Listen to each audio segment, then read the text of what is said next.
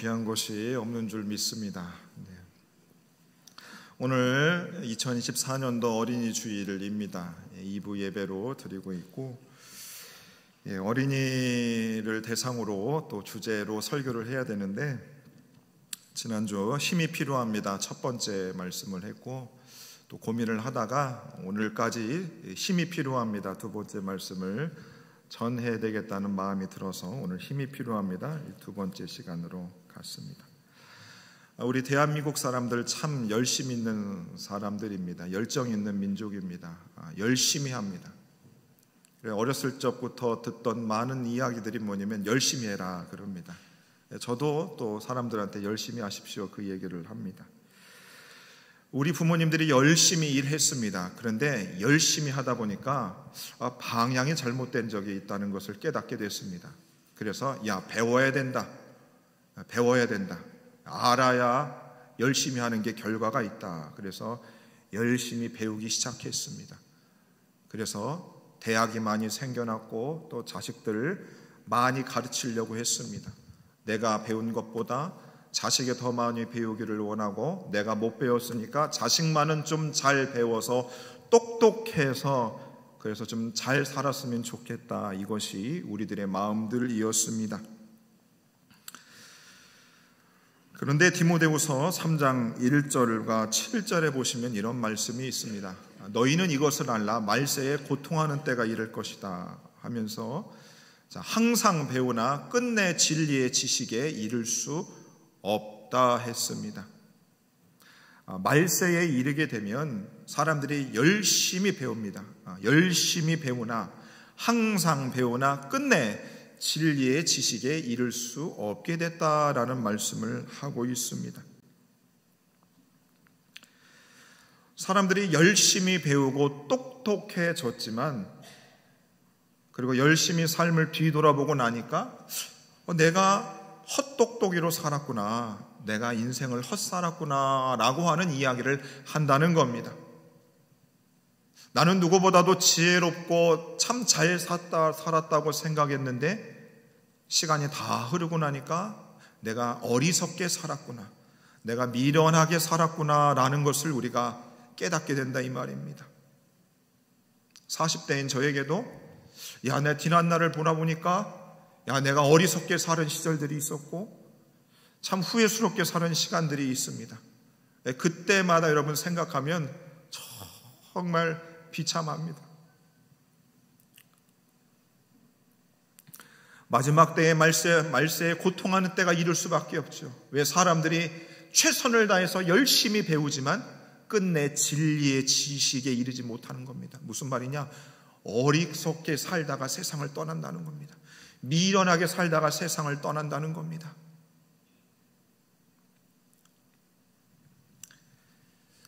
여러분들도 예수님 믿고 나서 여러분 각자마다의 삶을 살아오시지 않았습니까? 여러분 지혜롭게 살아오셨습니까? 아니면 어리석고 미련하게 살아오셨습니까? 여러분 어떠세요? 자식들한테 물어보면 아빠 엄마가 어떻게 사는지 다 대답해 줄 겁니다. 자식들한테 오늘 가서 한번 물어보세요. 얘야 내가 어리석게 산 것 같냐 미련하게 산 것 같냐 어떻게 물어보시면 다 답을 주는 겁니다. 자식들이 답을 안 한다 그러면 잘 못 산 겁니다. 어리석게 산 거예요. 여러분 성경 말씀이 볼 때, 하나님이 보실 때 미련하게 사는 것에 대해서 하나님은 이렇게 말씀하고 있습니다. 누가 미련하게 산 것이냐, 누가 어리석게 산 것이냐. 시편 4절에 보시면 이렇게 말합니다. 악인은 그의 교만한 얼굴로 말하기를 여호와께서 이를 감찰하시지 아니하신다며 그의 모든 사상에 하나님이 없다 하도다. 누가 제일 어리석은 인생이고 누가 제일 미련한 인생을 살아가는가? 하나님이 없다고 말하는 사람이 제일 미련한 삶을 산다는 겁니다. 시편 53편 1절의 말씀은 조금 더 구체적으로 말씀합니다. 어리석은 자는 하나님이 없다고 하는 겁니다. 하나님이 보실 때에 제일 어리석은 인생을 사는 사람은 누구라고요? 하나님이 없다고 살아가는 사람들이 제일 어리석고 미련한 인생을 사는 겁니다. 그래서 하나님이 없다고 살아가는 사람이 대한민국에 더 많습니다. 하나님이 없다고 살아가는 사람이 더 많아요. 그 사람들이 열심을 삽니다. 이것이 잘 사는 것이라고 말하는 것들 다 틀린 내용인 것입니다. 그런데 미안하게도 성도님들의 많은 부분들이 그 사람들이 참 인생을 지혜롭게 사는 것처럼 보고 거기에 마음을 빼앗길 때가 참 많다는 겁니다. 많다는 거예요.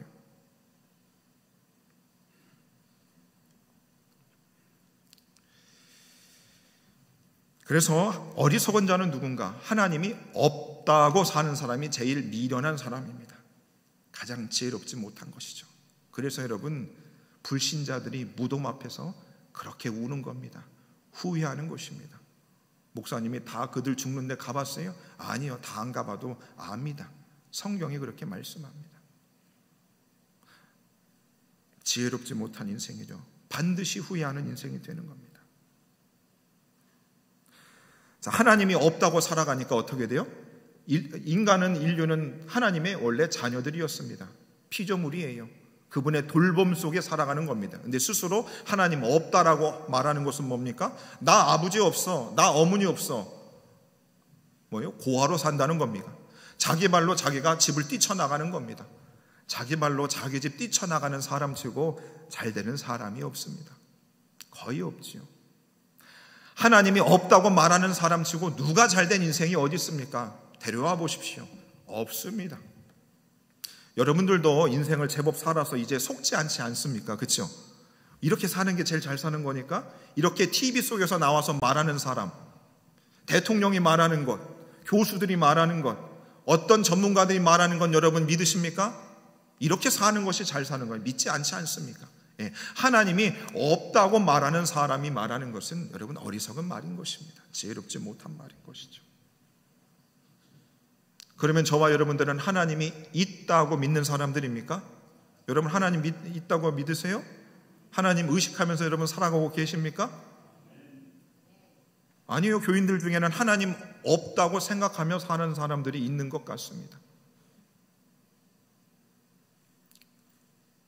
저도 목사지만 하나님을 늘 의식하며 제가 살려고 하는 사람이지만 어느 순간 하나님이 치매 환자 마냥 끊길 때가 있어요.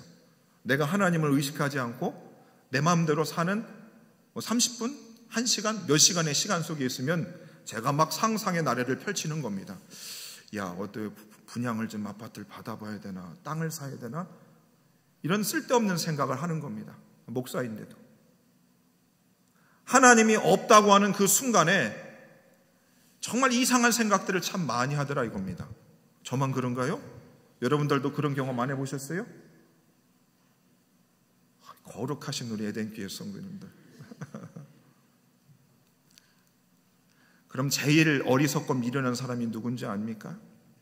교회당에 나와서 하나님의 이름을 부르고 아름다운 성가대의 찬양과 그럴듯한 설교와 거룩하게 앉아있는 성도들이 예배를 하지만 그 의식을 치르고는 있지만 하나님이 없는 삶을 사는 사람들, 24시간 시간 속에서 하나님이 없는 것과 같이 하나님을 의식하지 않고 자신의 마음대로 삶을 살아가는 교인들이 있습니다. 있습니다.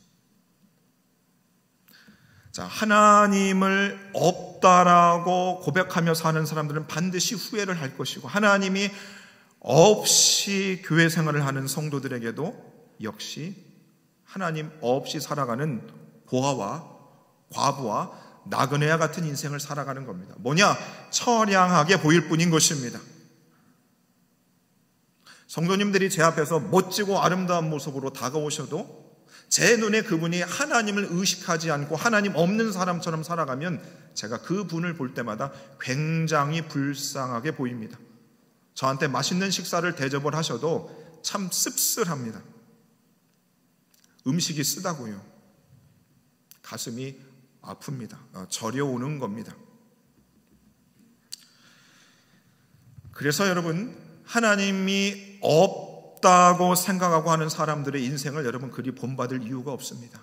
우리는 누구를 보면 성경 말씀에 다 나와 있습니다. 성경 66권 중에 지혜서라고 하는 책이 세 가지 책이 있습니다. 시편과 잠언과 전도서입니다.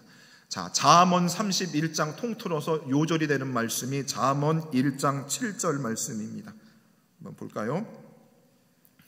여호와를 경외하는 것이 지식의 근본이거늘 미련한 자는 지혜와 훈계를 멸시한다는 겁니다. 하나님이 없다고 말하는 너희들이 똑똑한 줄 알지, 너희가 인생을 잘 사는 줄 알지. 틀렸다 이놈들아, 너희들은 어리석은 자들이다. 지식이 있고 지혜로운 사람이고 깨달음을 얻은 사람은 누구인가? 여호와를 경외하는 사람이다. 그것으로부터 지식의 출발이 되는 것이다. 여호와를 경외한다는 의미에는 무엇이 담겨져 있는가? 하나님이 있다는 것을 인정한다는 겁니다. 매사에 하나님이 계시구나 라는 것을 인정한다는 거죠. 그리고 하나님을 의지한다는 겁니다. 그것이 경외한다는 말씀에 포함되어져 있는 것입니다. 잠언 9장 10절에도 이렇게 말씀하죠. 여호와를 경외하는 것이 지혜의 근본이오늘 거룩한 자를 아는 것이 명철이다 말씀하고 있는 것입니다. 하나님을 아는 것이 명철이고 지혜인 것입니다. 그래서 여러분, 제가 이 질문을 하면 여러분 함부로 답할 수 없을 겁니다. 여러분, 하나님을 아십니까? 여러분, 하나님 아세요?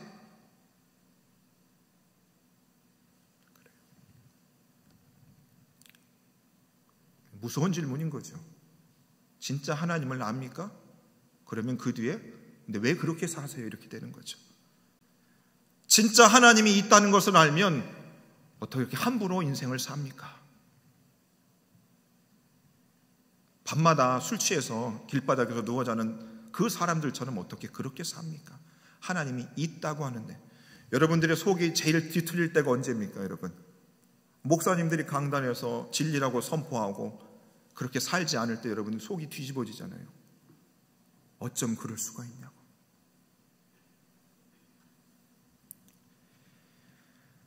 하나님이 없다고 말하니 자기 마음대로 사는 겁니다.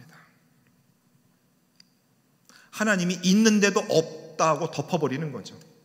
공구리를 그냥 쳐버리는 거죠. 콘크리트 쳐버리는 겁니다. 하나님이 없다 하는 세상이죠. 대통령, 정치인들, 교수들, 전문가들 한턱 쏘게 되어서 다 거짓말합니다. 하나님 있다는 것을 의식 안 하죠. 감히 하나님이 있다는 것을 알면 어떻게 그렇게 합니까? 그렇게 할 수 없습니다. 잠언 15장 3절에 보시면 이렇게 말씀하고 있습니다. 여호와의 눈은 악인과 선의를 감찰하신다 말씀하고 있습니다. 여호와의 눈은 어디서든지 악인과 선의를 감찰하신다 말씀하고 있습니다. 하나님이 이 세상을 향하여 보고 계시다는 겁니다. 여러분, 우리가 누군가가 내가 지금 앉아있는데 옆 사람이 자꾸 나를 쳐다봅니다. 그럼 옆 사람이 나를 쳐다보는 게 의식이 됩니까? 안 됩니까? 의식이 되세요? 안 되세요? 의식이 되잖아요. 아무리 감이 없는 분이라도 옆 사람이 자꾸 나를 쳐다보고 있으면 의식이 된단 말이죠. 의식돼. 근데 이미 우주 만물을 다 하나님의 손으로 지었습니다. 하나님의 흔적이 많이 남아져 있어요. 굉장히 많습니다. 그런데 하나님이 없다고 사람들은 말하는 겁니다. 있는데도 계신데도 없다고 말하는 것이죠. 그런데 하나님은 악인과 선의를 감찰하신다는 겁니다. 대충 보는 것이 아닙니다. 눈여겨보신다는 겁니다. 눈을 크게 뜨고 보신다는 겁니다. 여러분, 예전에는 도둑질하기가 그렇게 어렵지 않았습니다. 자물쇠도 현찮았고 문도 많이 열어놨습니다. 도둑질하기 쉬웠습니다. 그런데 지금 도둑질하기 어렵습니다. 왜요? CCTV가 많습니다. 차량마다 블랙박스 다 달려 있습니다. 그래서 요즘 경찰들이 도둑놈들 잡기가 쉬워졌습니다. 어떻게 하면 돼요? CCTV 돌려보면 다 나옵니다. 도둑놈들 도둑질하기 어려워요. 그럼 우리 하나님의 눈은 어떠하실까?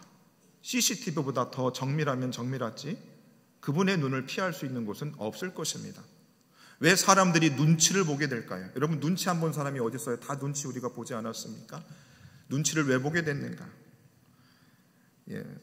선악과를 따먹은 아담과 하와를 보십시오. 그들이 선악을 알게 하는 나무 열매를 먹고 아담과 하와가 눈이 번쩍여지는 겁니다. 깨달아졌어요. 그리고 자신들이 벗은 줄 알고 하나님이 의식되니까 나무 뒤로 숨습니다. 근데 우리 하나님이 어떻게 아담을 찾습니까? 안 찾습니까? 찾죠. 창세기 3장 9절의 말씀입니다. 한번 보실까요? 여호와 하나님이 아담을 부르시며 그에게 이르시되 내가 어디 있느냐? 네가 어디 있느냐? 하나님 없다고 살아가는 이 땅의 많은 백성들아, 너희들 어디 있느냐? 하나님이 찾고 계십니다. 에덴의 성도들아, 한 주간의 삶의 여정 속에 너희들 어디 있느냐? 너희들 어디서 지금 뭐하고 있냐? 너희들 뭐하고 있냐?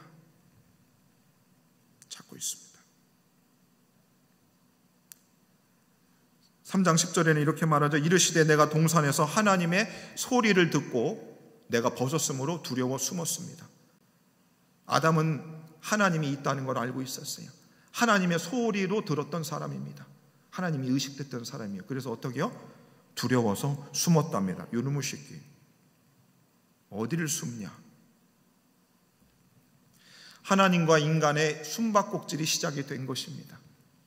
여러분, 사람과 인간관계가 쉽습니까? 어렵습니까? 굉장히 어렵죠. 왜 그런 줄 알아요?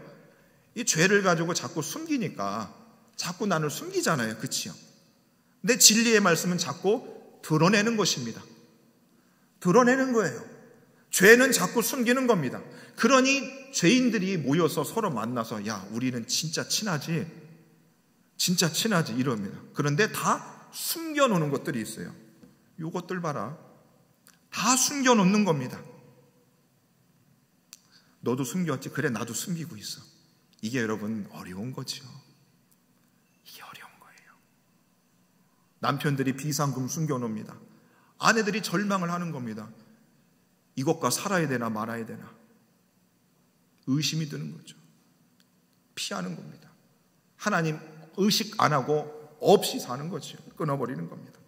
그런데 하나님을 눈을 피할 수 없고 숨을 수 없다는 겁니다. 그러니까 여러분, 이 세상을 가만히 보시면 그 싸움하는 겁니다. 하나님 없다고 자기 마음대로 살아가는, 죄 지으며 살아가는 사람들, 그게 지혜롭고 똑똑한 인생이라고 포장하는 세상의 모든 모습들입니다. 교회당에 나와 예배를 드리는 우리는 어떤가? 그것은 어리석은 일이라는 것을 알고 우리는 어떻게 해요? 하나님을 의식하며 살아가는 사람들인 것입니다.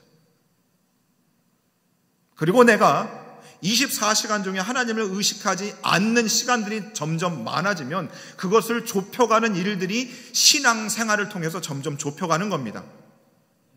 그래서 여러분, 우리 그리스도인들의 삶은 굉장히 단순한 거예요. 왜요? 세상은 죄인들끼리 서로 숨기죠. 들킬까봐. 왜? 구리거든요. 더럽거든요. 더럽거든요. 우리가 주님을 만나서 예배를 통해서 어떻게 해요? 하나님이 있는 거예요. 하나님이 있어. 하나님 의식해요. 그러면 우리 인생에 대해서 하나님한테 우리는 질문하는 사람들이 되는 거예요. 하나님, 나 어떤 길로 가면 될까요? 내 스스로는 나는 어리석은 선택을 할 수밖에 없사오니 나는 미련한 사람이니까 하나님 내게 바른 길을 가르쳐 주세요. 예수님의 이름으로 기도를 하는 겁니다. 근데 예수님의 이름으로 기도하면 기깔나게 하나님 답해 줍니다. 왜요? 내가 곧 길이요 진리다라고 말하고 있어요. 똑똑하다고 배우고 공부하고 박사학위 받고 막 열심히 하지만 다 미련한 짓입니다. 그런데 예수께 기도하면 예수는 내가 곧 길이고 진리라고 했습니다. 그래서 예수님을 따라서 하나님을 의식하며 살아가는 사람의 인생은 마지막에 후회가 있다 없다? 후회가 없는 겁니다. 주님, 내가 주님 뜻대로 살았습니다. 요 고백만 하는 겁니다. 여러분, 그런 인생을 살자고 저와 여러분들을 하나님이 붙여주신 줄 믿으시기 바랍니다. 예, 그렇게 살다 가야죠. 우리가 그렇게 살다 가야죠. 그런데 시편 14편 3절의 말씀을 보면 이렇게 말합니다. 다 치우쳐 함께 더러운 자가 되고 선을 행하는 자가 하나도 없다 이겁니다. 하나님을 없다고 하는 사람이나 하나님이 있다고 교회당에서 예배를 드리는 성도들이라 어떻게 해요? 다 치우쳐서 더러운 자가 되는 겁니다. 더러운 자가 되죠. 선을 행하는 자가 없으니 하나도 없게 되는 겁니다. 다 치우쳐지는 겁니다. 그러니까 여러분, 우리가 예배드리고 나서도 어떻게 조금 똑똑한 사람한테 가서 또 물어봐야 되나. 교회 다니시는 분들 중에 점치는 분도 있더라고요. 가서 신령한 분한테 조금 내 인생 어떻게 점도 쳐야 되고, 이런 일들을 하는 것이지요. 어리석은 겁니다, 여러분. 미련한 거지요. 그래서 우리들은 죄악 중에 태어나서 죄 짓다가 그냥 그렇게 살고 죽어야 되는 존재였습니다. 하지만 하나님을 알고 나서는 우리가 다른 인생을 사는 거죠. 다르게 살 수밖에 없는 겁니다. 자, 주님이 있다는 걸, 하나님이 아시다는 것을 의식하게 되면 어떻게 되는가? 함부로 행동하지 않습니다. 왜? 하나님 앞에 질문을 하는 겁니다. 어저께 제가 아는 청춘 남녀가 결혼하겠다고 목양실을 찾아왔습니다. 찾아왔는데 그 자매가 오빠, 우리 결혼하는 거 맞아? 이렇게 질문을 하는 겁니다.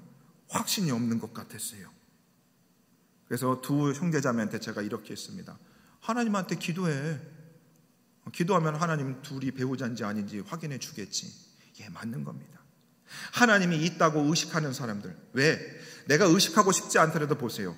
세상 사람들 가만히 사는 거 보면 다 어리석게 살잖아요. 그렇죠? 미련하잖아요. 최소한 그 길로 가면 안 된다는 걸 우리가 인생의 경험을 통해서 안다는 거죠. 여러분들이 성경을 많이 읽고 믿음이 좋아서 그렇게 판단 내리는 게 아니잖아요. 어리석게 살잖아요. 그러면 예수가 길이고 진리라는 것을 알면 우리는 당연히 하나님께 질문할 수밖에 없는 겁니다. 여러분, 제가 누차 말씀드렸잖아요. 제 목회의 길, 제가 부목사 하면서 이전에 목사님들이 했던 프로그램들, 목회의 방향들 따라 저는 그거 하나 참조 안 하고 있습니다. 왜? 그것은 그분들의 것입니다. 저는 하나님한테 질문하는 것뿐이죠. 여러분 인생도 마찬가지인 것입니다. 여러분이 지혜롭게 인생을 살고 후회스럽지 않은 인생을 살려면 하나님한테 질문을 해야죠. 제가 우리 교회 와서 여러분들이 우리 교회가 하나님 잘 되게 해주세요, 얼마나 기도를 열심히 했는지 몰라요. 여러분, 그런 바람으로 하고 있어요. 그럼 저 왔다고 여러분 끝난 게 아니죠. 하나님 더 옳은 길로 갈 수 있도록 여러분들이 더 깨어서 하나님한테 질문을 해야 됩니다. 물어봐야 돼요. 그렇잖아요. 물어봐야. 왜? 우리 사람이 판단하는 건 굉장히 어리석거든요.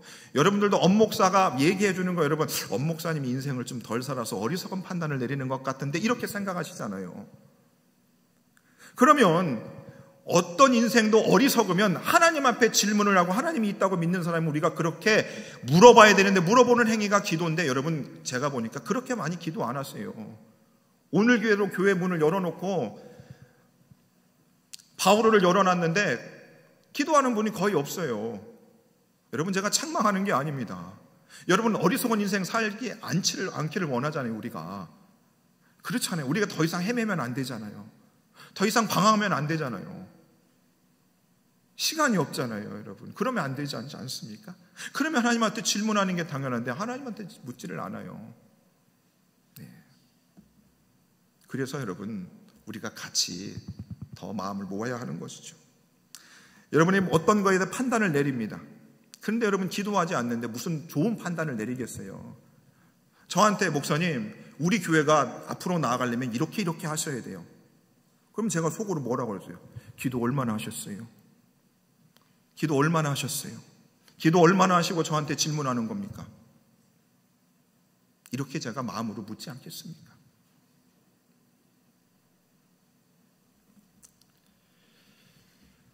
그래서 저는 교회를 위해서 무언가를 막 말하는 분들보단 오히려 말없이 기도하는 분이 훨씬 더 낫다고 보는 겁니다. 왜? 사람은 어리석잖아요, 여러분.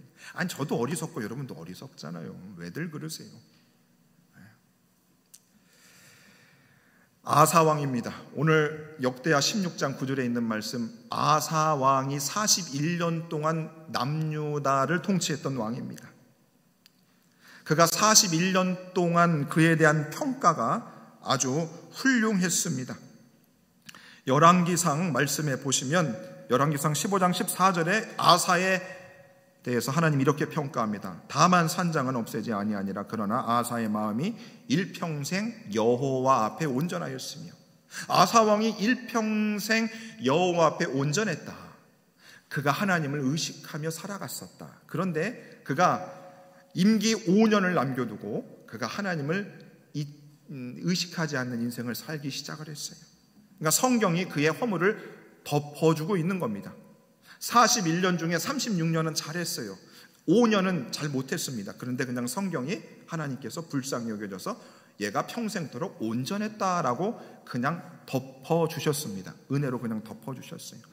그 마지막 5년 때문에 하나님께서 선견자 하나니를 통해서 오늘 본문의 말씀을 해주시고 있는 것입니다. 선견자 하나니가 어떻게 얘기하여 왕께서 하나님을 의지 않고 아람 왕을 의지하여 전쟁을 했습니다. 당신이 하나님이 있다는 것을 믿고 하나님을 의식하며 그분께 묻었던 그 인생을 살았는데 당신이 하나님을 의식하지 않고 하나님을 없는 것처럼 당신이 그렇게 이번에 일들을 행했습니다. 그 말을 하고 있는 겁니다. 그렇게 아사 왕이 하나님을 의식하지 않고 살아가니까 나머지 그 5년이 어떻게 됐는가? 그에게 질병이 나타납니다. 그리고 2년 후에 그냥 하나님이 데려가 보십니다. 36년 동안 온 마음이 하나님께로 향했던 왕이라 할지라도 그의 마음이 한순간이라도 하나님을 향하여 떠나 있거나 하나님을 의식하지 않으니까 어떻게 해요? 하나님이 그냥 데려가시는 겁니다. 예, 너 그만해도 되겠다. 그냥 데려가시는 거죠. 오늘 저와 여러분들이 지난주와 이번 주를 통해서 저는 여러분들을 바라볼 때마다 여러분들에게 힘이 필요하다는 것을 느꼈어요. 돈이 필요한 것이 아닙니다. 하나님이 주시는 힘을 통해서 여러분 부자는 정해져 있어요. 많지 않습니다. 우리 교회 안에도 다 부자가 될 수는 없는 것이죠. 그렇게 기도해서도 안 되고 그럴 수도 없는 겁니다. 부자가 아니라 할지라도 하나님이 주신 것에 만족하며 자족하면서 하나님을 온전히 섬길 수 있는 그 힘이 여러분들에게 필요하다 이 말인 것입니다. 교회가 하나님이 뜻하는 교회가 되기 위해서 여러분들이 몸과 마음과 헌신을 다해서 이 교회들 힘을 쏟아야 되는데 그 힘이 여러분들에게 없다 이 말인 것입니다. 그래서 그 힘이 지금 우리들에게 필요한 것입니다. 그 힘을 여러분 어디에서 얻겠습니까? 어떻게 얻겠습니까? 여러분 교회 생활 수십 년 해보니까 어떠세요? 저도 교역자 생활하면서 하나님 힘 주세요. 힘 주세요. 좀 힘 좀 주세요. 이런 기도를 참 많이 했어요. 근데 기도하고 나도 힘이 쭉쭉 빠지는 겁니다. 사는 게 재미가 없었어요. 이유가 있어요. 이유가 있어요. 아사 왕도 왜 그렇게 됐는가? 역대하 16장 9절의 말씀을 한번 볼까요? 여호와의 눈은 온 땅을 두루 감찰하시사 전심으로 자기에게 향하는 자들을 위하여 능력을 베푸신다는 겁니다. 자, 보세요. 왜 우리가 그렇게 예배드리고 나도 힘이 빠졌을까? 왜 찬양을 듣고 말씀을 들어도 왜 우리가 힘없는 삶을 살았을까? 전심으로 자기에게 향하지 아니했기 때문에 능력을 하나님이 베푸시지 아니한 것입니다. 전심으로 주님께 여러분들의 마음이 가지를 않으니까 하나님이 능력을 베푸시지 않으신다니까요.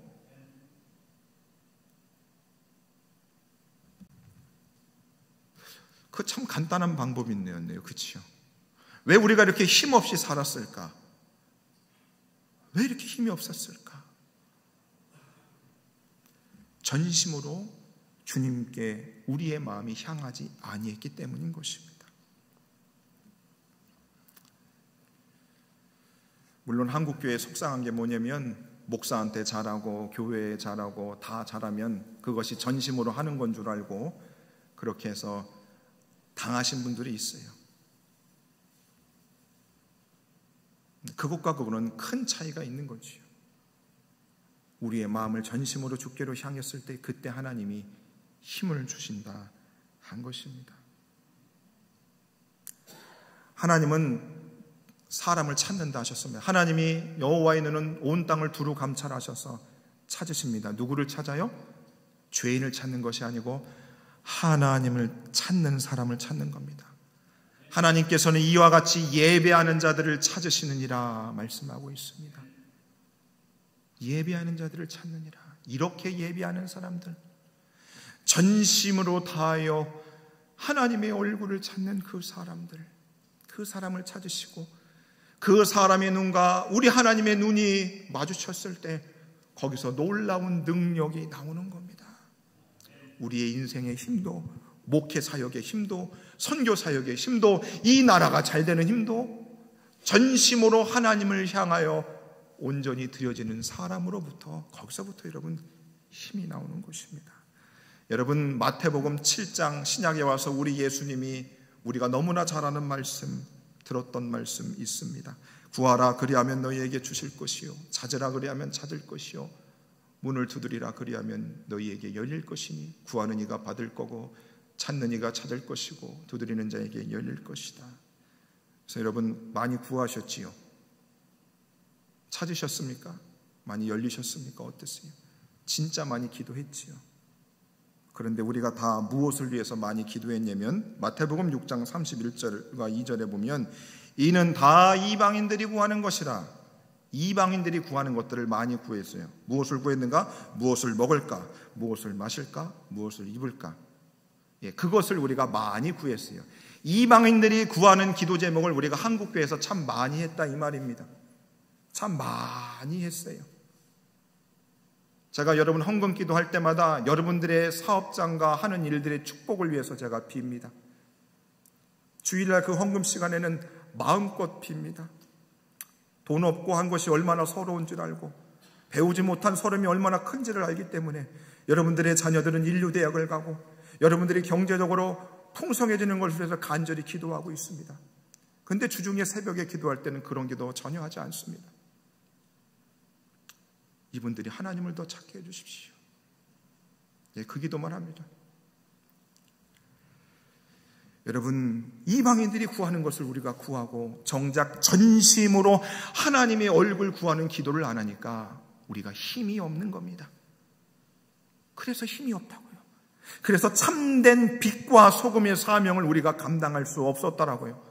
내 배우자 한 사람에게도, 내 자녀들에게도 아버지 어머니는 진짜 믿음의 사람이구나, 이분은 하나님이 있다는 것을 믿고 살아가는 분이구나, 그래서 이분은 지혜로운 삶을 살고 있고 바로 깨달음을 얻는 삶을 살고 있고 진리의 삶을 살고 있기 때문에 내가 부모님의 삶을 따라야 되겠다 라고 해야 되는데 그 삶이 없었다 이 말입니다. 그러니까 중직자들의 많은 자녀들이, 목회자들의 자녀들 가운데 예수님을 떠난 자녀들이 많다는 겁니다. 결국 뭐예요? 우리들이 전심으로 하나님께 마음을 다하여 찾지 않았기 때문인 것입니다. 시편 105편 4절의 말씀을 보면 이렇게 말합니다. 여호와와 그의 능력을 구할지어다. 그의 얼굴을 항상 구할지어다. 한국 교회가 여호와와 그의 능력을 구하기는 했습니다.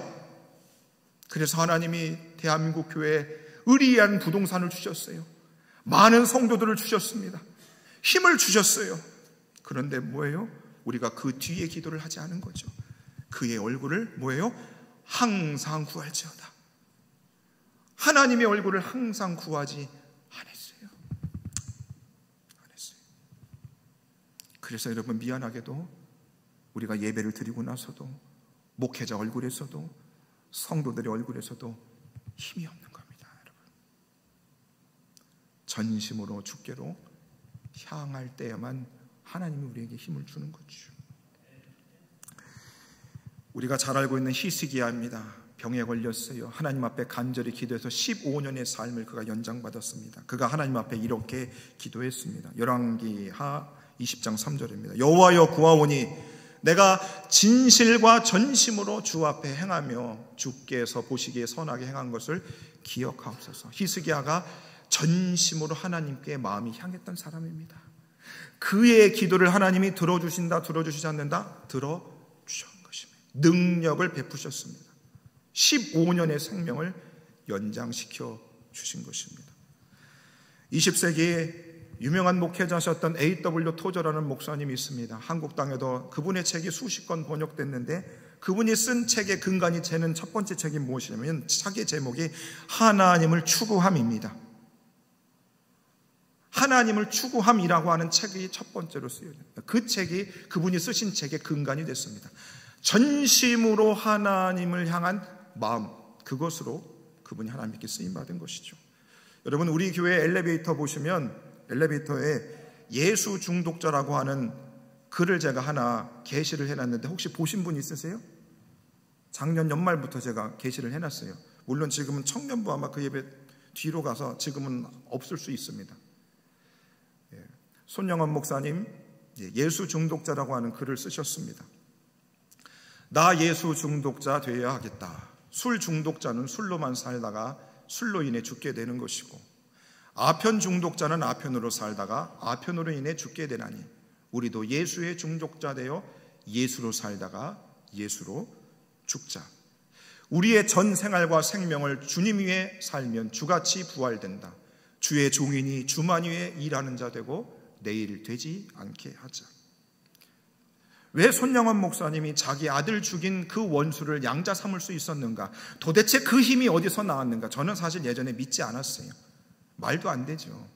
어떻게 양자를 삼습니까? 그런데 요 글을 보고 제가 그분이 원수를 양자로 삼을 수 있는 힘이 바로 여기서 나온 겁니다. 자신은 예수 중독자 되어야 되겠다. 온 전심이 하나님께로 향하였던 거죠. 그렇기 때문에 원수 둘을 죽인 그 원수를, 아들 둘을 죽인 원수를 양자 삼을 수 있었던 것이다. 힘이 거기서 나온 것입니다. 왜 주님에 의하여서 순교를 하고 목숨을 끊었던 그 순교자들이 어떻게 나온, 그 힘이 어디서 나왔는가? 그렇죠. 전심으로 주님께 향했던 사람들로부터 힘이 나타난 것입니다. 여러분, 에덴 교회 역시 그냥 된 게 아니죠. 주님을 향하여 전심으로 마음을 향했던 분들을 통해서 이 교회가 이렇게 세워질 수 있었던 것입니다. 사랑하는 에덴의 성도님들이여, 하나님께서 여러분들에게 힘을 주시기를 간절히 바랍니다. 살기 어렵고 믿음 생활하기 더 힘든 이 시대 가운데 놀라운 주님의 능력을 덧입는 저와 여러분들이 되기를 바라겠습니다. 그러기 위해서 전심으로 하나님을 향하는 저와 여러분들이 되기를 바라겠습니다. 전심으로 주님께 마음이 향해서 하나님을 24시간 의식하며 하나님이 있다는 것을 살아갈 때에 내가 생각지도 못한 놀라운 주님의 능력이 우리의 삶에 나타날 줄을 믿고 그 힘으로 이 땅을 주님께 영광 돌리며 살아갈 수 있는 저와 여러분들 되기를 예수님 이름으로 축원해 드립니다. 함께